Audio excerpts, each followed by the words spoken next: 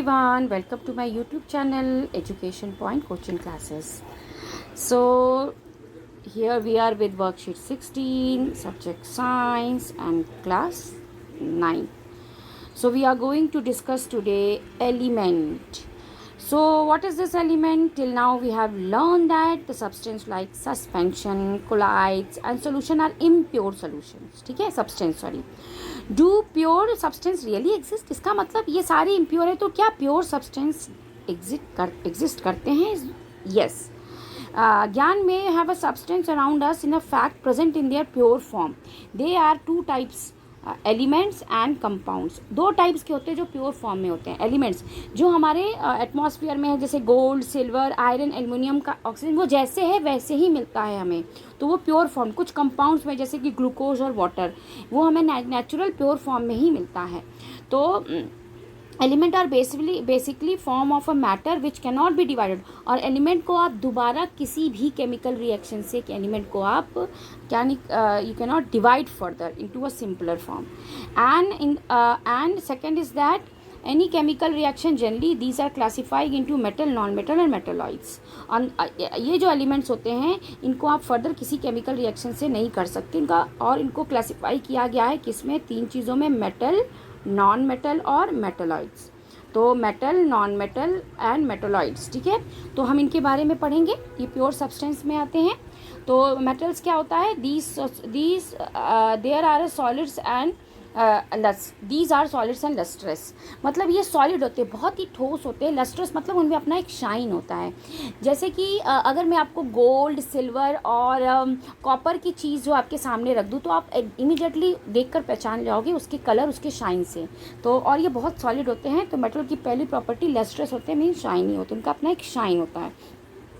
साथ में हम नॉन मेटल भी करते जाते हैं. नॉन मेटल जो है लस्ट्रस नहीं होते, उनका अपना साइन नहीं होता है, बहुत ही डल होते हैं ये. These are good conductor of heat. ये बहुत ही गुड कंडक्टर ऑफ हीट, मतलब मेटल के थ्रू हम इलेक्ट्रिसिटी और हीट को बहुत आराम से पास कर सकते हैं, जबकि non metal are the bad conductor. इसमें ना तो इलेक्ट्रिसिटी पास होती है ना तो हीट पास होता है. मेटल के देखा है ना, इसीलिए बर्तन मेटल के बर्तन होते हैं, क्योंकि उसमें से हीट आराम से पास हो जाती है और कुकिंग के लिए इस्तेमाल होता है. इसीलिए मेटल की वायर्स होते हैं, जैसे कॉपर की वायर होते हैं, क्योंकि उसमें से इलेक्ट्रिसिटी पास हो जाती है. ठीक है. थर्ड है कि ये डक्टाइल होता है. Ductile in nature. Ductile mean समझते हैं कि जिससे हम खींच के वायर बना सकते हैं. तो डक्टाइल नेचर है ही. आप देख सकते हो जितने भी मेटल, कॉपर के, एल्युमिनियम के, सबके वायर बनते हैं. तो ये नेचर डक्टाइल. जबकि और ये मेलिएबल भी होते हैं. मेलिएबल मीन्स जिनको हम beaten, which can be beaten, जिनको हम खूब बीट करते हैं तो वो ब्रेक नहीं होते बल्कि पतले से शीट पे कन्वर्ट हो जाते हैं. तो मेलिएबल ये प्रॉपर्टी कहलाती है. आपने अपने आसपास देखा होगा, जैसे कि एल्युमिनियम की शीट, एल्युमिनियम की फॉइल की में आप कपड़ा, तो वो क्या है? एल्युमिनियम का शीट ही तो है. इसी तरह चांदी की वर्क बन जाती हैं, गोल्ड के गहने इसलिए बन जाते हैं, ज्वेलरी, क्योंकि वो उनको बीट करते तो टूटते नहीं है और वायर में कन्वर्ट हो सकते हैं. तो वो नेचर मेलिएबल कहलाता है. तो जो मेटल्स होते हैं वो डक्टाइल भी होते हैं, मेलिएबल भी होते हैं. जबकि नॉन मेटल दोनों में से कुछ भी नहीं होते, ना तो मेलिएबल होते हैं ना तो वो डक्टाइल होते हैं. क्योंकि जब इनको नॉन मेटल को आप किसी जोर चीज़ से पीटोगे तो वो क्या हो जाएगा? वो ब्रेक हो जाता है टुकड़ों में, इसीलिए मेलिएबल नहीं है. इसका फिफ्थ है कि दीज आर सोनोरस. सोनोरस मतलब इनमें से आवाज़ निकलती है. जब इनको बीट करो, पीटो तो आवाज़ निकलती है ना. एल्युमिनियम के बर्तन से करा आवाज़ निकलेगी. किसी भी मेटल को आप हिट करो, आयरन को हिट करो, उसमें से आवाज़ निकलती है. जबकि नॉन मेटल में से कोई सोनोरस नहीं होते हैं, इनमें से कोई भी आवाज़ नहीं निकलती. और ये मैक्सिमम जो है नॉन मेटल जो है, मेटल जो है वो सॉलिड स्टेट में होता है, जबकि नॉन मेटल जो है लिक्विड और गैसियस स्टेट में हो सकते हैं. ठीक है. तो इन दोनों का डिफ्रेंशिएशन भी हो गया. नॉन मेटल, मेटल का हमने डिस्कस भी कर दिया. अब हम करते हैं मेटलाइड क्या होता है. एक्चुअली मेटलाइड इन दोनों के बीच का प्रॉपर्टी होती है.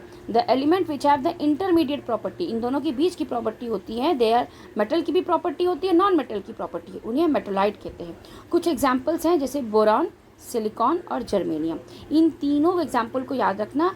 ये ऐसे तीन हैं जिनमें दोनों की प्रॉपर्टी पाई जाती है. इनको हम क्या बोलते हैं? मेटलॉइड्स. तो there are some question over here, let us discuss. First question है, what are elements, how are they differ from mixture. अभी हमने ऊपर पढ़ा कि एलिमेंट्स एक individual special kind of pure होते हैं सब्सटेंस जिनको हम ब्रेक नहीं कर सकते फर्दर। और ये मिक्सचर से कैसे डिफरेंस है, क्योंकि मिक्सचर को हम अलग कर सकते हैं लेकिन हम यहाँ एलिमेंट को अलग नहीं कर सकते। सेकेंड क्वेश्चन है कि aluminium is use to making a utensil. Utensil बर्तन बनाने में, कुकिंग के बर्तन बनाने में यूज़ होता है। विच प्रॉपर्टी, क्यों, मैंने अभी ये बताया क्योंकि they are good conductor of heat, क्योंकि हीट के गुड कंडक्टर होते हैं इसलिए इनको बर्तन, कुकिंग के बर्तन बनाने में यूज़ किया जाता है। ठीक है। थर्ड है can we use carbon to make a wire. क्या आप कार्बन को घर के में यूज़ होने वाले वायर में यूज़ कर सकते हैं? क्या आप नहीं यूज़ करते, क्योंकि कार्बन को आप जब खींचते हो, खींच ही नहीं सकते, उससे वायर बन ही नहीं सकता। उसके अंदर विच, कौन सी प्रॉपर्टी, वाई और वाई नॉट, उसमें कौन सी प्रॉपर्टी नहीं होती है? इसमें डक्टिलिटी की प्रॉपर्टी नहीं होती, उसको खींच के वायर नहीं बना सकते, ये ब्रेक हो जाएगा, इसीलिए we can not make a carbon use as a wire. ठीक है। Now the fourth one is define malleable and ductility.